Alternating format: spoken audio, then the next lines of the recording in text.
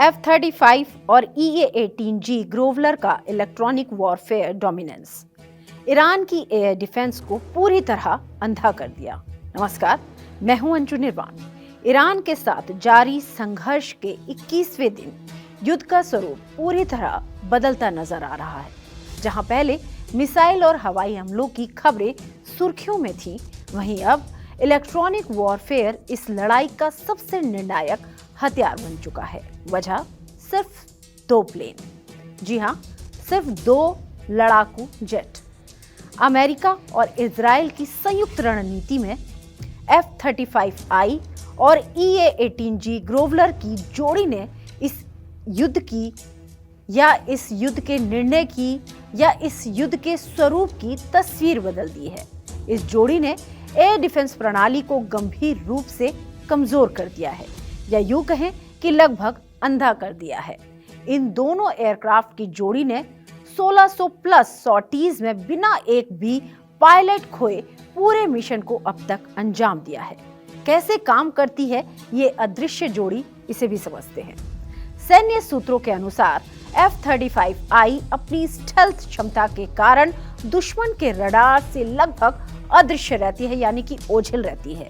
इसके साथ लड़ने वाला 18G ग्रोवलर दुश्मन के रडार और उसके कम्युनिकेशन सिस्टम को जैम कर देता है। दूसरा, ग्रोवलर के एडवांस सिस्टम दुश्मन के रडार सिग्नल को पकड़कर उस पर इतना इलेक्ट्रॉनिक शोर डालते हैं कि ऑपरेटर को स्क्रीन पर कुछ भी साफ नहीं दिखाई देता।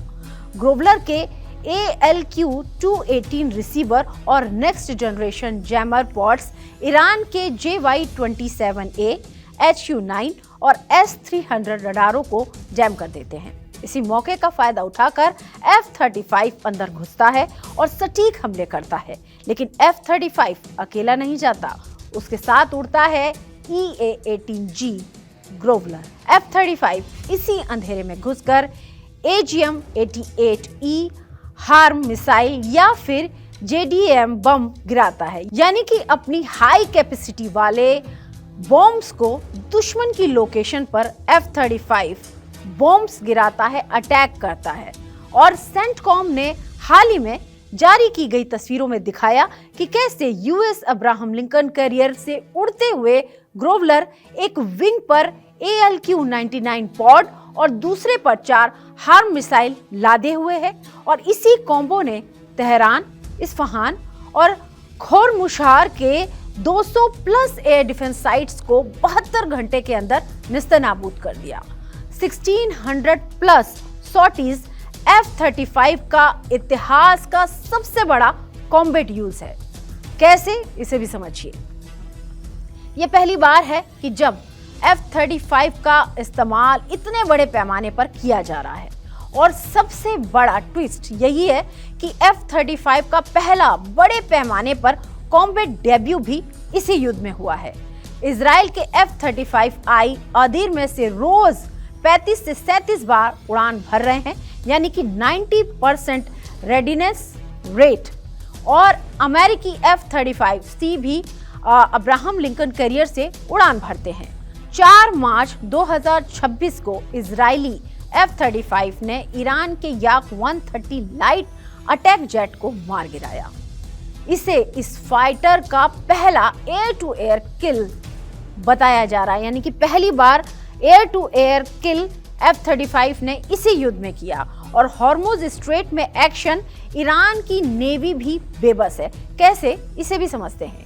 ईरान ने हॉर्मुज स्ट्रेट में शिप अटैक की धमकी दी थी, लेकिन ग्रोवलर और F-35 की जोड़ी ने तटीय रडारों को भी जैम कर दिया। अब USS अब्राहम लिंकन का पूरा स्ट्राइक ग्रुप बिना किसी खतरे के स्ट्रेट के पास तैनात है। वहीं ईरानी स्पीड बोट्स अब रडार ब्लाइंड होकर बेकार बैठी हैं, यानी हॉर्मुज स्ट्रेट जैसे संवेदनशील क्षेत्र में इस जोड़ी का असर दिख रहा है।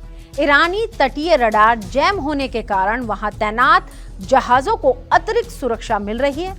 अमेरिकी नौसेना का कैरियर ग्रुप इस क्षेत्र में सक्रिय है और ईरान की एयर डिफेंस पर असर कितना है, इसको भी जानते हैं। ईरान का बड़ा रडार नेटवर्क प्रभावित हुआ है और कई एयरबेस निष्क्रिय हो चुके हैं। IRGC के लड़ाकू विमान सीमित भूमिका में आ गए हैं। IRGC के पास बचे कुछ Su-24 और MiG-29 भी फिलहाल उड़ान नहीं भर रहे हैं। ये दोनों ही एयरक्राफ्ट ईरान इस्तेमाल करता है और फिलहाल इनको किसी भी एक्शन में उतारा नहीं जा रहा। हालांकि इन दावों की स्वतंत्र पुष्टि सीमित है और ईरान की ओर से आधिकारिक प्रतिक्रिया भी सीमित रही है। आगे क्या होगा इसे भी जानिए। अमेरिका इजराइल का प्लान साफ है। E-18J ग्रोवलर और F-35 की ये जोड़ी अब ईरान के बाकी बचे मिसाइल साइट्स और नेवी हेडक्वार्टर पर फोकस कर रही है और CENTCOM commander admiral bread Cooper ने कहा कि इलेक्ट्रॉनिक सुपियोरिटी के बिना एयर सुपियोरिटी असंभव है। ग्रोवलर और F-35 ने इसे साबित भी कर दिया। ईरान अब सिर्फ ड्रोन्स और बैलिस्टिक मिसाइलों पर निर्भर है। ये युद्ध अब स्टील्थ और जैमिंग का युद्ध बन चुका है।